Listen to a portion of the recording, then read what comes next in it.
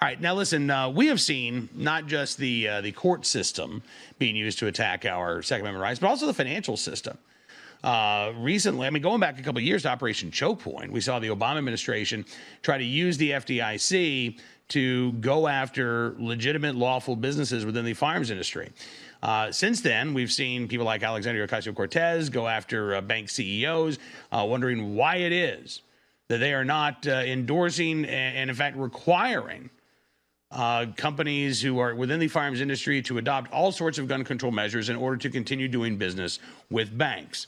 Well, Justin Danoff is with us on the program right now, and I'm very pleased to have Justin on the program talking about this very issue here. He's the director of the Free Enterprise Project. Justin, thank you for your time today. Hey, Cam, it's great to be with you. It's good talking with you. And I know that this recently came up with Citigroup, right? I mean, you recently talked about this because Citi is one of those big institutions that has said, okay, you know, we'll virtue signal or I will engage in social justice, but for whatever reason, we're going to say if you're within the firearms industry and you want to do business with us, here are some additional rules that you have to follow beyond federal law in order for you to have access to our company's resources. Yeah, so Citi, Bank of America, Walmart, Dick's Sporting Goods, it goes from retail to finance where, you know, the liberal shareholder corporate activists are the tail wagging the dog of corporate America. And so yesterday I went to the Citigroup shareholder meeting and I confronted their CEO, Michael Corbett, over these issues. Citi specifically says if you want to be a client of Citibank, you have to raise the minimum age to 21 for purchasing a firearm. If you want to be a customer of Citibank, if you want to be a client of Citibank, you cannot sell bump stocks, you cannot sell high-capacity rifles, and you cannot sell high-capacity magazines. And so, again, Citi is essentially putting de facto regulations on the gun industry. And so I wanted to know two very simple answers to two simple questions. My first question was this. Said, Mr. Corbett, obviously, you're going to lose business because of this. Can you just tell us investors how much money we stand to lose? Pretty simple question at a shareholder meeting, right? We're all shareholders there. How much money are you going to cost the company? And interestingly enough, he said the answer was negligible. So he admitted that there were companies that were now distancing themselves from Citi that were no longer going to do business with Citi. But he said it was negligible, the amount that they were going to lose. Because, and here's where the interesting part really comes in, and there needs to be follow-up from the media.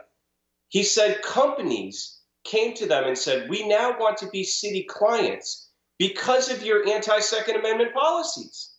So he said, well, some companies left. Other companies then came and joined, so the losses were negligible. I would like to know who those other companies are, if they exist, because it was a very vague answer. And again, if those companies exist, we would like to know who they are as well, because they are joining with Citi in opposing the Second Amendment, right? So if they're putting their economic heft on the scale and joining the anti-Second Amendment crowd, and they're proud to do so, speak out, say who you are. Say who you are, that you joined Citibank because of their anti-Second Amendment policy. I bet you nobody will. That's point number one. But again, he admitted that they lost business because of this political decision. And I was armed with a really good quote from Warren Buffett when I went to the shareholder meeting too. Last year after Parkland, when dozens of corporations joined the anti-NRA bandwagon, CNBC actually asked Warren Buffett how Berkshire Hathaway would respond to such pressure. Because, of course, Berkshire invests a lot in the financial arena, right? They're one of the largest investors in lots of big banks in America.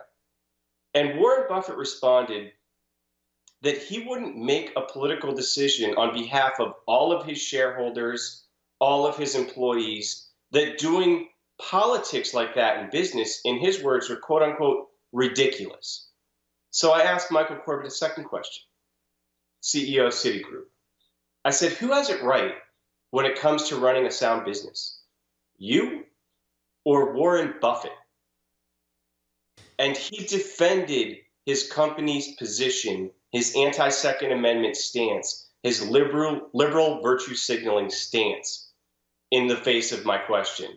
So essentially, Michael Corbett was saying to me that he knows more about how to run a business than Warren Buffett. That is laughable on its face.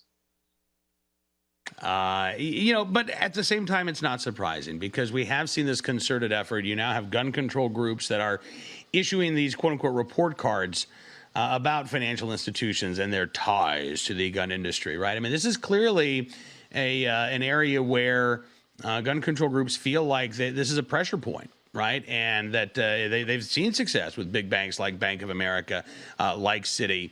Now, we're also starting to see some lawmakers take notice of this and say, all right, this is kind of messed up here. And we're starting to see some pushback legislatively.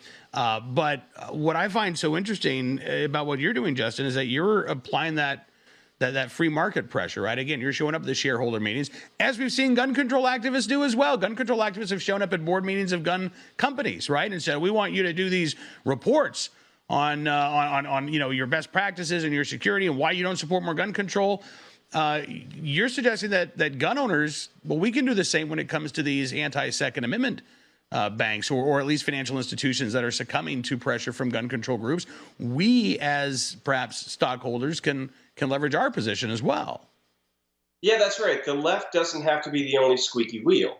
And, for the better part of 2 decades now, we've seen in corporate America, when it comes to activism, conservatives think activism is this scary 4-letter word that only the left does. Well, guess what?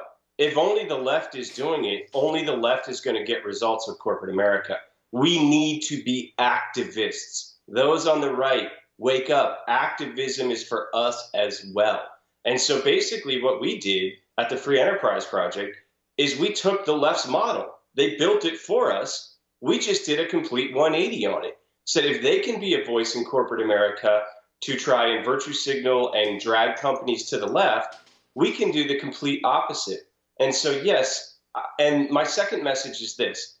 Yes, first message, get involved. Second message is this. This is a growing, not a shrinking concern. They are coming for the banking industry, but not only that, they are coming for the credit card industry as well. And so they're going directly at the money. They're going at the gun makers, the gun manufacturers, and anybody who would finance them. And so this is a growing problem. It's not a shrinking problem. There's a lot of those on the left that are frustrated with a lack of more federal control and federal reduction of Second Amendment rights. And so, for example, CNBC talking head Andrew Ross Sorkin, he is the ringleader. And companies are listening to him. We know that he's gone to the banks. We know he's gone to the credit card companies and is trying to get de facto regulation put on gun manufacturers in this fashion. And again, it is a growing problem. It's not shrinking. So now is the time for action. Now is not the time for passivity. Justin Danoff, the director of the Free Enterprise Project. Listen, thank you so much, sir, for coming on the program, and it's great talking with you today. I hope we get a chance to do this again soon. Thanks, Cam. Be well.